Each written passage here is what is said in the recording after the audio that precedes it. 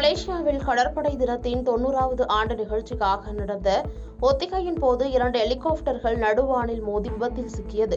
அங்குள்ள ஃபெராக் பகுதியில் உள்ள ராணுவ தளத்தில் நடந்த ஒத்திகையின் போது இந்த விபத்து நிகழ்ந்துள்ளது.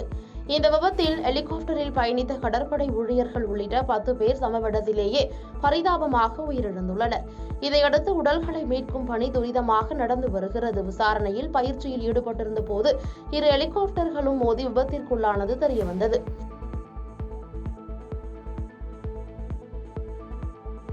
கேரளாவில் பறவை காய்ச்சல் எதிரொலியால் தமிழகத்திற்குள் பரவுவதை தடுக்க தமிழக கேரள எல்லையில் கண்காணிப்பு பணி தீவிரப்படுத்தப்பட்டுள்ளது.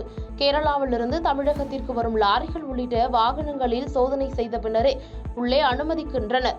அத்துடன் சரக்கு வாகனங்கள் மற்றும் பிற வாகனங்களில் கிருமி நாசினி தெளிக்கப்பட்ட பின்னரே தமிழகத்திற்குள் அனுமதிக்கப்படுகிறது. அதேபோன்று கேரளாவிலிருந்து பொருட்கள் ஏற்றி வந்தால் அவை என்ன பொருட்கள் என்று வாகனம் முழுவதுமாக சோதனை செய்யப்படுகிறது. இந்நிலையில் தமிழக கேரள எல்லையில் கண்காணிப்பை தீவிரப்படுத்த கால்நடைத்துறையினருக்கு உத்தரவு பிறப்பிக்கப்பட்டுள்ளது. கேரளாவிலிருந்து வரும் கோழி தீவனங்கள் கொண்டு வரும் வாகனங்களை முழுமையாக சோதனை செய்ய உத்தரவிடப்பட்டுள்ளது. தமிழக கேரள எல்லையில் 12 சோதனை சாவடிகள் அமைக்கப்பட்டு கண்காணிக்கப்பட்டு வருவதாக கால்நடைத்துறை அதிகாரிகள் தெரிவித்துள்ளனர். வடமாநிலங்களில் கோடை வெயில் தாக்கம் அதிகரித்து வருகிறது. பல்வேறு பகுதிகளில் வெப்ப அலை வீசுவதால் பொதுமக்கள் தவித்து வருகின்றனர். இந்நிலையில் காலநிலை மாற்றம் மற்றும் வெயில் கொளுத்தி வருவதால் இமயமலை பகுதியில் இருக்கும் பனிப்பாறைகள் வேகமாக உருகுவதாக இந்திய விண்வெளி ஆராய்ச்சி நிறுவனம் தெரிவித்துள்ளது. இதுகுறித்து இஸ்ரோ வெளியிட்டுள்ள செய்திக்குறிப்பில் இமயமலை பகுதியில் இருக்கும் ஏரிகளின் விரிவாக்கத்திற்கும் புதிய ஏரிகள் உருவாவதற்கும் பனிப்பாறை விரிவடைதல் வழிவகுக்கிறது. பனிப்பாறைகள் உருகுவதன் மூலம் உருவாகும் இந்த நீர்நிலைகள் பனிப்பாறை ஏரிகள் என்று அழைக்கப்படுகின்றன.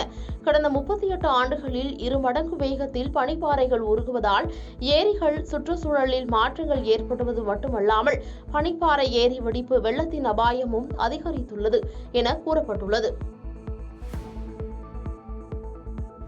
தெலுங்கு தேசம் கட்சியின் தலைவர் சந்திரபாபு நாயுடு தனது பிறந்த நாளை திருப்பதி அடுத்த கூடூரில் கொண்டாடினார். அப்போது பேசிய அவர், ஆந்திராவில் தெலுங்கு தேசம் கட்சி ஆட்சிக்கு வந்தவுடன் அரசு பேருந்தில் பெண்களுக்கு இலவச பயண திட்டம் அமல்படுத்தப்படும்.